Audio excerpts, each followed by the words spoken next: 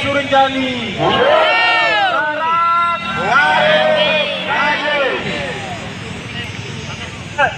Saya cuma berbicara sedikit, ingin menyambungkan orasi dari kawan kita disebut tadi.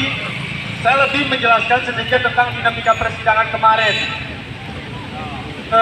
Dinamika persidangan di minggu kemarin itu kan ada keterangan saksi-saksi dari pihak mereka. Yang bersaksi kemarin itu dari BRI, asisten manajernya BRI Jawa Mataram, terus dari Dinas Koperasi dan Peternakan dan mantan pejabat Dinas Kesehatan Hewan.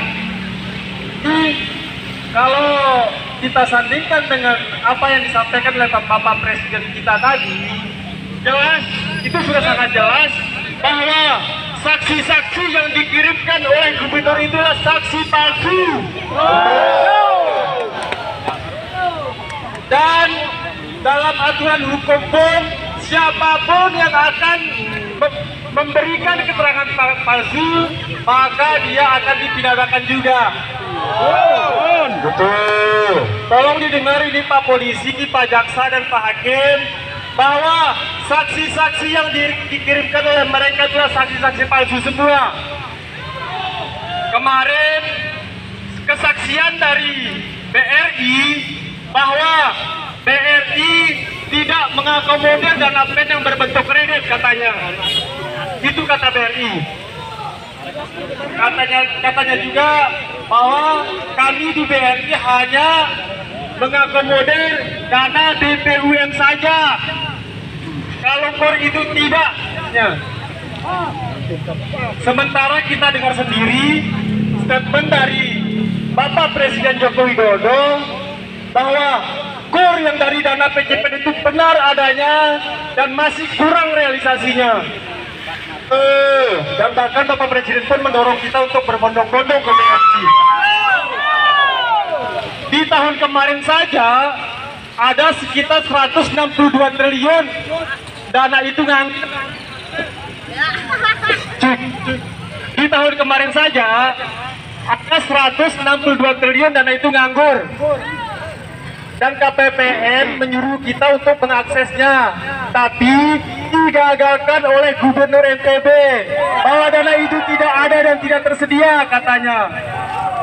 Dan begitu juga di tahun ini, sudah jelas tahun ini Bapak Presiden juga mengatakan bahwa masih 49% yang mengakses KOR ini. Dari total 370 sekian itu baru 40% yang diakses, yaitu ada sisanya sekitar 160-an triliun katanya Pak Jokowi tadi. Dan kita kemarin juga telah melakukan pengajuan KOR di BRI tahun ini, Pak ya, Bapak Ibu pernah. Dan sampai sekarang berkas kita belum diproses. Jadi sudah jelas sebenarnya terkhusus Bank Himbara harus melakukan ganti rugi 2 kali lipat sebenarnya. Karena apa? Sudah menggagalkan di tahun 2021, sekarang digagalkan lagi. Betul. Sekarang dihambat lagi. Berdasarkan keterangan video juga bahwa kata si pegawai BRI bahwa ini dilarang oleh gubernur, katanya. Kayak Surinjani tidak boleh akses KOR. Bapak Gubernur marah, katanya. Tidak boleh. Ada videonya, itu akan dijadikan sebagai barang bukti kita di dalam. Itu video di Gunung Sari ya kemarin ya, teman-teman di Gunung Sari. Jadi kita menjelaskan mengenai keterangan saksi dari Dinas Peternakan, mantan pejabat berwenang di situ kemarin, yang sudah dipindah, sudah dimutasi oleh gubernur karena berbahaya, katanya. Berdasarkan kesaksian dia yang dari Dinas Kesehatan Hewan itu, bahwa benar Kayak Surinjani itu mengajukan KUR 100 juta tanpa jaminan subsidi bunga 3% dan bukan mengakses bansos. Itu kata saksinya. Dan saksi mereka pun bilang bahwa ini gubernur yang suruh kita, dibilang. Tapi bagaimanapun juga bagaimanapun juga, mau dia disuruh atau dia apa, yang jelas dia sudah menghambat PCPN tahun 2021. Jadi konsekuensinya sudah kita tahu sendiri, yaitu ganti rugi 22,5 triliun, wajib hukumnya diserahkan di Surunjani. Berbahagialah bagi kita. Perlu bapak-bapak, ibu-ibu ketahui juga, pidato Jokowi tepat. Kenapa saya bilang sangat tepat? Momentumnya sangat tepat karena baru kita dengar kesaksian dari mereka, langsung keluar video dari Widodo. Jadi kelihatan bahwa mereka itu memberi keterangan-keterangan palsu. Di Lombok Timur, kasus BRI sudah kena juga, kena. Di Lombok Tengah, kasus di Pur juga kena. Dan sekarang di tahun ini akan menyusul Bapak Gubernur NTB yang kena kasus ini. Betul. Kita ketahui bersama, Presiden Jokowi adalah presiden kita, betul? Betul.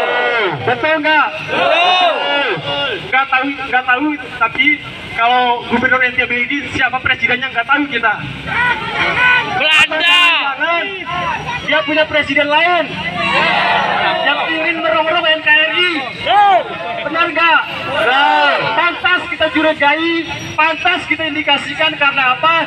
Dia telah menggagalkan program strategis negara, yaitu PCPN tahun 2021 kemarin. Jadi kita harus patut curiga, Bapak Gubernur NTB itu bukan Jokowi presidennya.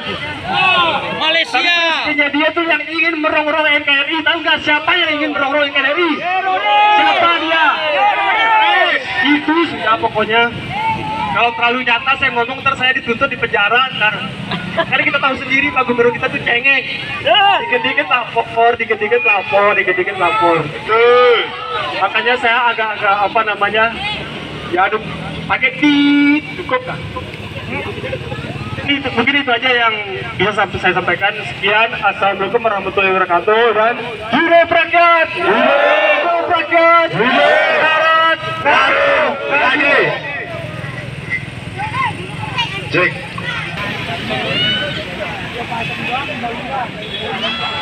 Terus, satu. Oke.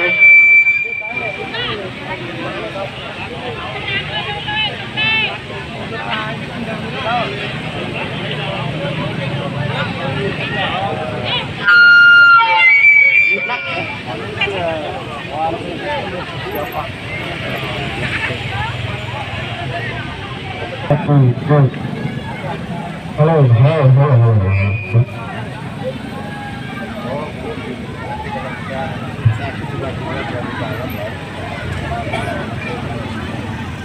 Tes 1, 2, 3.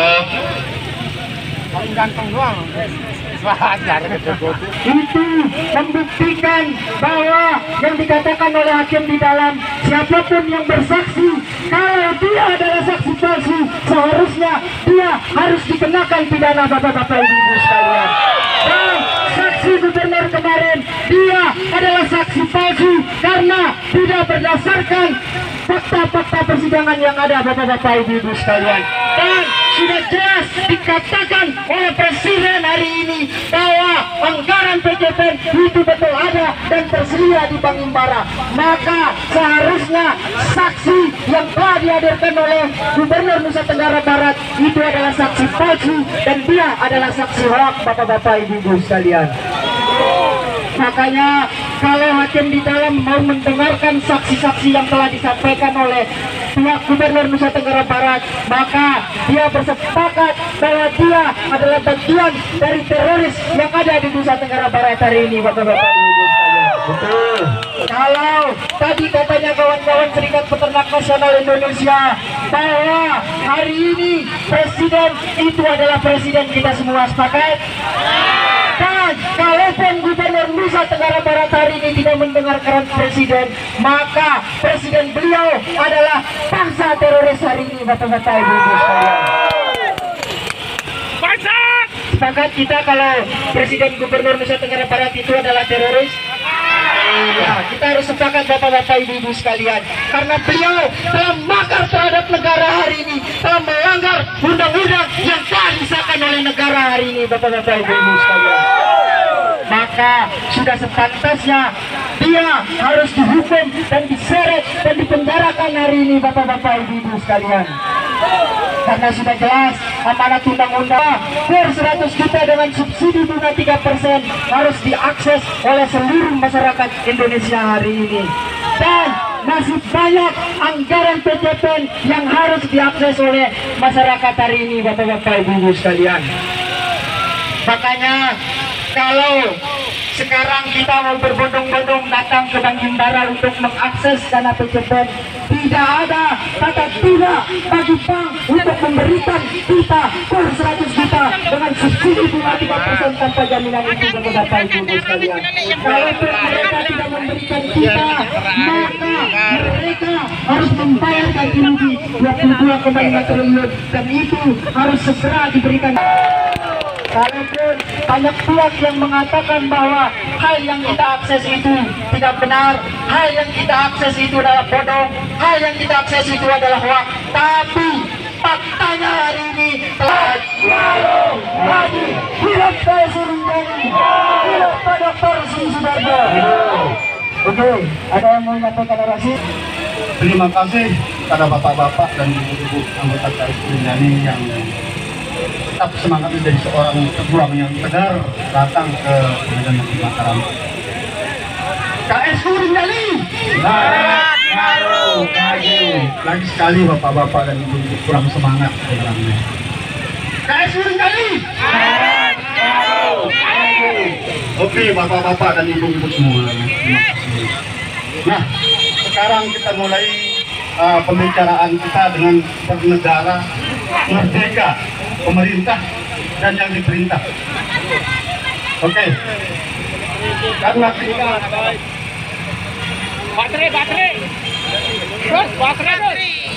kita adalah bangsa yang bernegara, bapak-bapak dan ibu.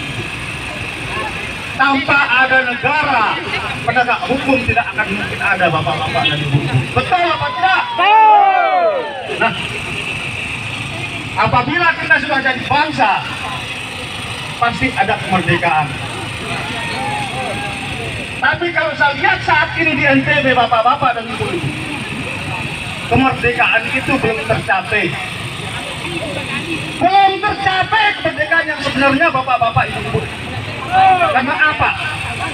Hak hidup, hak berpendapat, hak berserikat, mereka jegal. Betul apa tidak? Mereka jegal hak hidup kita, hak kemerdekaan kita dijegal. Karena apa? Negara Indonesia tahun 1945 dunia sudah mengakui kemerdekaan kita. Berarti kenapa mereka sebagai pemimpin di NTB ini seolah-olah tidak akan mengasih kita kemerdekaan yang dan kebebasan? Oke, sekarang saya tanya bapak-bapak dan ibu-ibu sekalian. Napi jangan ngarahin pemerintah, ibu-ibu. Coba yang ketuan, siapa yang bisa tolong angkat tangan? Yang mana sebenarnya pemerintah, bapak-bapak ibu-ibu? Ayo, siapa yang bisa? Halo, siapa sebenarnya pemerintah itu, bapak-bapak ibu-ibu? Salah, salah bapak. Pemerintah adalah undang-undang, Pak. Pemerintah sebenarnya adalah undang-undang. Berarti presiden itu bukan pemerintah. Dia adalah pelaksana undang-undang, termasuk gubernur kita yang menjegal hak hidup kita. Itulah sebenarnya pemerintah, Pak. Termasuk bapak-bapak polisi adalah pesuruh dari undang-undang pemerintah, bukan mereka pemerintah. Dan kedaulatan yang tertinggi di negara ini adalah kita sebagai rakyat, bapak-bapak dan ibu. Perlu bapak-bapak dan ibu camkan. Barang siapa yang menjegal bapak-bapak dan ibu-ibu sekalian, tolong catat namanya, polsek atau manapun siapapun orangnya, karena kita punya atasan. kita ada punya pemimpin. Segera tulis namanya, laporkan pemimpin kita ke kantor KSU Rinjani, bapak-bapak dan ibu. Karena apa? Mereka punya atasan, kita juga punya atasan, bapak-bapak. Mereka punya undang-undang, kita punya undang-undang di KSU Rinjani. Oleh sebab itu, tolong bapak-bapak dan ibu-ibu, jangan bapak-bapak dan ibu kecut ditakuti oleh siapapun juga. Mari kita renungkan sejenak. Di saat kita belum merdeka, bangsa dan nenek moyang kita tidak pernah takut dengan bombardir, tidak pernah sama sekali. Tapi kenapa saat-saat ini Bapak cuma diintimidasi, ditakut-takuti, bapak-bapak dan ibu takut sama semua aparat yang ada yang tidak bertanggung jawab. Habis sekali saya tekankan bapak-bapak dan ibu, siapapun aparat yang akan menjegal bapak-bapak dan ibu, tolong tulis namanya, laporkan ke atasan kita di kantor KSU Rinjani. Biar nanti petinggi-petinggi kita yang musuh mereka. Karena apa? Mereka punya atasan, kita juga punya atasan. Mereka punya undang-undang, kita juga di KSU Rinjani punya undang-undang. Kalau bukan demikian, nanti bapak-bapak dan ibu-ibu disepelekan karena dia tahu kita orang bodoh dan tidak tahu undang-undang. Karena apa? Yang mempermainkan undang-undang adalah mereka yang kenal undang-undang, yang tahu undang-undang. Dan sudah saya bilang, yang terlalu banyak korupsi adalah para pemimpin, bukan masyarakat. Kita sebagai masyarakat adalah petani, peternak. Ada rakyat, apa itu? Tanpa ada rakyat, tanpa ada masyarakat, mereka tidak akan jadi polisi. Mereka tidak akan jadi gubernur. Mereka tidak akan jadi dewan. Betul apa betul? Nah, oleh sebab itu bapak-bapak dan ibu-ibu, katakan lagi sekali, siapapun itu, Intel, Polsek, kalau bapak intimidasi, tulis namanya, laporkan ke KSU Rinjani. Nanti para petinggi-petinggi kita yang ngurus. Itu adalah hak kebebasan kita bernegara dan berbangsa. Ingat tadi sekali bapak-bapak ibu. Undang-undang itulah pemerintah, bukan presiden pemerintah. Presiden adalah itu pelaksana undang-undang, pelaksana pemerintah. Bapak polisi itu adalah pesuruh dari pemerintah. Pak hakim dan pak jaksa itu adalah kuli dari pemerintah, bukan guna pemerintah, Pak. Perlu bapak-bapak dan ibu camkan. Silakan bapak-bapak tanya sama siapapun. Pemerintah itu bukan presiden, pemerintah itu bukan gubernur, pemerintah itu bukan pak hakim, pemerintah itu bukan polisi, pemerintah itu adalah undang-undang. Seperti bahasa Lombok, pemerintah itu adalah adat yang atur sida dalam bermasyarakat. Betul apa betul bapak-bapak? Nah, oleh sebab itu bapak-bapak dan ibu-ibu, karena kita negara yang sudah merdeka, di dalam kemerdekaan kita dijamin oleh undang-undang bebas berpendapat, bebas bersuara, bebas menentukan hak hidup. Cek. Oke, saya potong sebentar, Pak. Jangan halangi kami. Silakan bapak-bapak dan ibu-ibu jaga pengedar narkoba. Karena itu adalah musuh negara, bukan kami musuh negara. Kenapa pengedar narkoba bapak-bapak tidak jaga? Kenapa kami yang menuntut hak kami dengan baik-baik bapak jegal? Betul bapak-bapak dan ibu. Nah, oleh sebab itu, dari sekarang saya tegaskan kepada bapak-bapak dan ibu-ibu, jaga mental anda bapak-bapak itu. Kalau anda ditanya sama polisi, jangan anda kecut. Kalau anda kecut, itu adalah sampah dan makanan mereka.